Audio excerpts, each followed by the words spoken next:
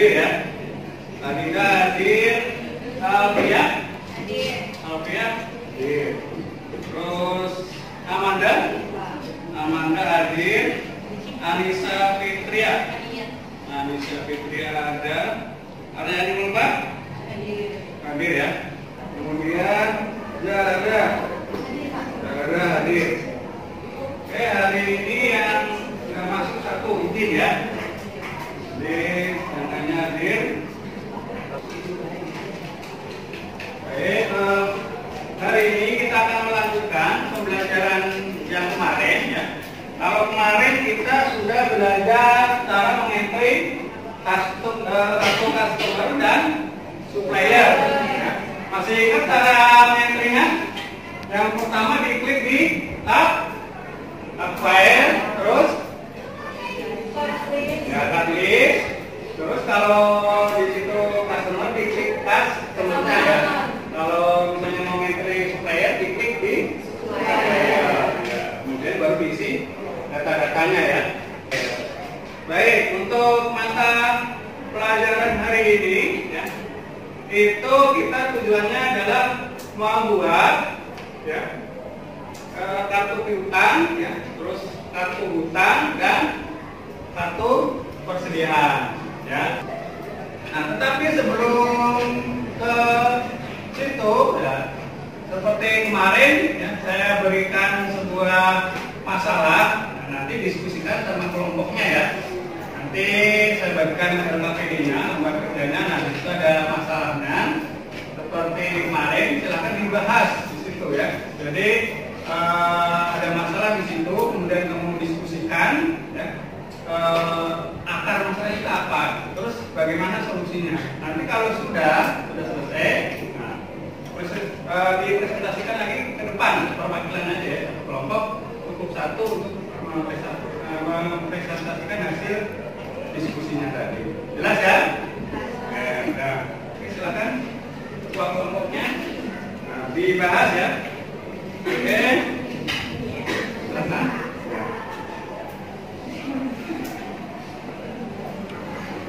Nih. Akan dibahas. Soal kasus PT Multi Solusi adalah sebuah perusahaan yang bergerak di bidang pembiayaan. Setiap hari banyak terjadi transaksi hutang dan piutang di perusahaan ini. Pada tahun pertama, perusahaan ini masih menggunakan pencatatan manual sehingga memerlukan banyak tenaga kerja untuk menangani administrasi perusahaan.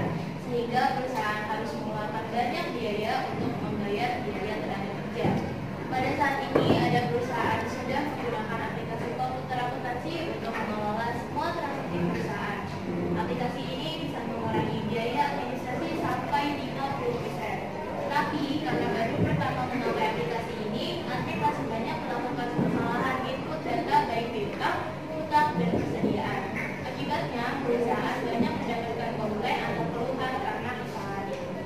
Jelas ya. Jadi di situ permasalahannya ada banyak customer yang komplain gitu ya, karena kesalahan itu tadi yang seharusnya mungkin hutangnya cuma 100 juta atau 120 juta gitu kan, yang tadinya nggak punya hutang jadi punya hutang, nah gitu kan. Nah, dari masalah itu ya silakan diskusi, ini penyebabnya apa nih, kesalahan entry apa yang salah apa aja, terus sekalian solusinya bagaimana. Paham ya? Ada pertanyaan nggak? Boleh misalnya kelebihan menteri kelebihan komplit juga kan. Terus apalagi misalnya salah satunya di persediaan ini atau ini di entry persediaannya beda, atau hutangnya sebenarnya bentuknya barangnya ini gitu kan, ternyata di entry-nya beda gitu kan, salah juga banyak salahnya ya. Kalau baru pakai aplikasi ya bukan juga.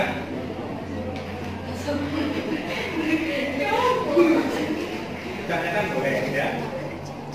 Nah, silakan kelompok saya ya. Boleh. Nanti habis ini kelompok siapa disiapin?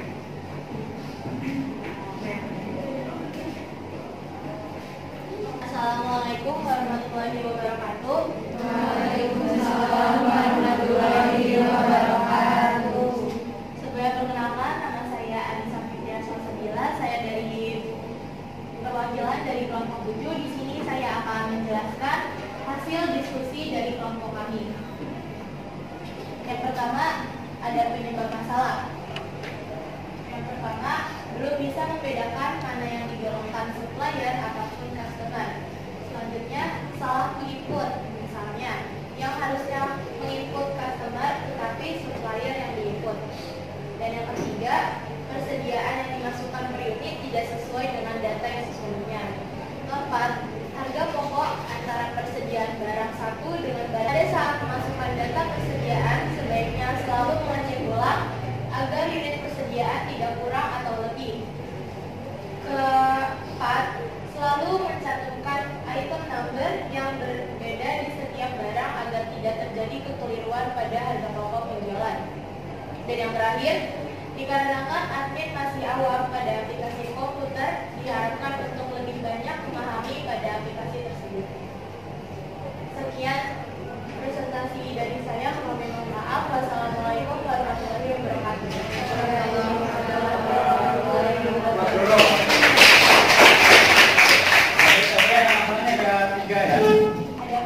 Ada 4. Terus solusinya? Solusinya ada 5. Malah ada 5. Oke, bagus. Boleh. Ada yang tanggapi dulu. Silakan. Ada yang Assalamualaikum warahmatullahi wabarakatuh. Waalaikumsalam warahmatullahi wabarakatuh. Saya perwakilan dari kelompok 4. Nama saya Akia. Saya ingin menjawab masalah dan solusinya. Yang pertama, penyebabnya karena adanya kesalahan saat menginputkan pembayaran hutang atau piutang tersebut. Yang kedua, ada kesalahan pencatatan pembayaran atau invoice. Yang ketiga, adanya telat pembayaran. Solusinya yaitu yang pertama, lebih teliti dalam menginput hutang atau piutang. Yang kedua, harus mengecek kembali apakah tanggal transaksi pembayaran tersebut sudah sesuai dengan invoice dan hutang, karena tanggal pembayaran terbit setelah adanya invoice hutang, bukan sebelum tanggal invoice hutang. Baik, yang dari kelompok lain ada tambahan nggak? Ada? Ada setuju semua?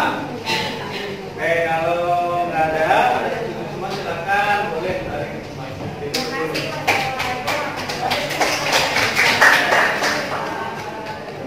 Kesimpulannya itu berarti yang pertama memang harus paham ya, cara menginputnya itu harus paham dulu. Tapi rata-rata tadi begitu ya, harus paham dulu, kalau nggak paham ya bagaimana, gitu kan? Nanti pasti banyak kesalahan. Yang kedua harus teliti, tadi ya, rata-rata begitu ya, harus teliti dulu. Kalau misalnya nggak teliti 1-0 aja fatal. Yang kayak misalnya hutangnya seharusnya 100 juta, kelebihan 01 jadi 1 miliar, kan? Fatal kan? Atau seharusnya 100 juta kurang 01 jadi 10, itulah kan lumayan juga kan, 500 juta juga kan, walaupun 1-0 gitu kan. Supaya tidak terjadi kesalahan, maka perlu dijelaskan bagaimana cara menginput piutang yang benar, bagaimana cara menginput hutang yang benar, dan bagaimana cara menginput kartu persediaan yang benar, gitu ya. Baik, untuk kesempatan ini saya jelaskan dulu ya cara-cara yang baik dan benar cara mengentry atau menginput. Yang pertama, kartu piutang dulu. Kartu piutang ya. Jadi kalau kemarin kan kita bikin kartu customer ya. Kartu customer itu punya, biasanya kalau penjualannya melayani kredit itu biasanya punya hutang dan piutang. Yang kemarin di sini ya. Nah, kalau customer kan kemarin di sini nih, supplier di sini ya. Sekarang bagaimana cara menginput piutang dan hutang serta persediaannya? Yang pertama dari piutang dulu. Jadi klik di sini kan ada setup ini. Setup, kemudian klik balance di sini. Klik. Kalau di sini kan ada opening balance kemarin yang konlis ya di sini. Kalau ini untuk opening balance lewatin. Kemudian di sini ada customer dan supplier. Ingat, kalau customer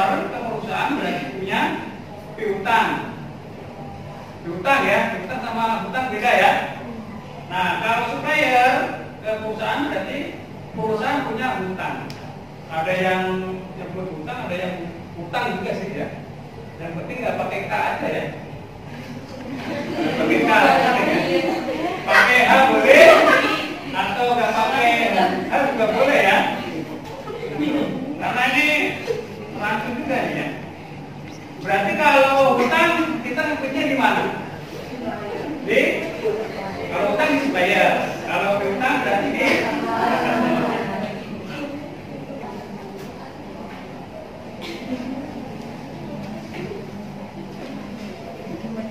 saya udah selesai semua.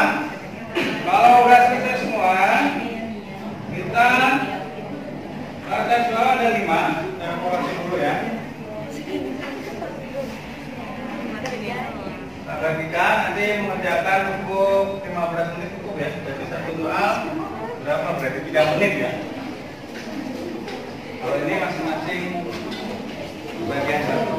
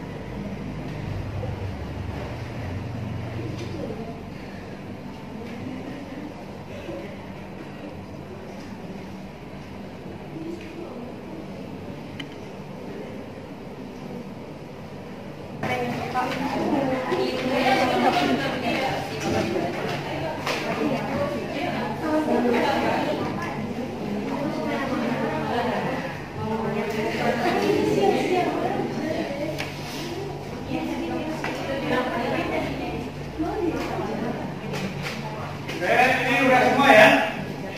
Untuk pelajaran hari ini ya, sampai di sini dulu. Kemudian untuk minggu depan kita akan membahas cara mengentry transaksi ya, baik transaksi pengeluaran kas dan pemasukan kas ya. Sebelum kita pulang ya, jangan lupa nanti yang sholat dulu ya. Kemudian yang piket jangan lupa piket dulu. Kemudian sebelum itu sebaiknya kita berdoa sebelum pulang. Mudah-mudahan selamat sampai di rumah masing-masing ya. Kita kembali ke sekolah besok ya, dengan sehat terus pada semangat semua. Gitu ya. Silakan ketua kelasnya dipimpin berdoa sebelum. Iya, sebelum pulang, baiknya berdoa terlebih dahulu. Berdoa dalam hati, mulai.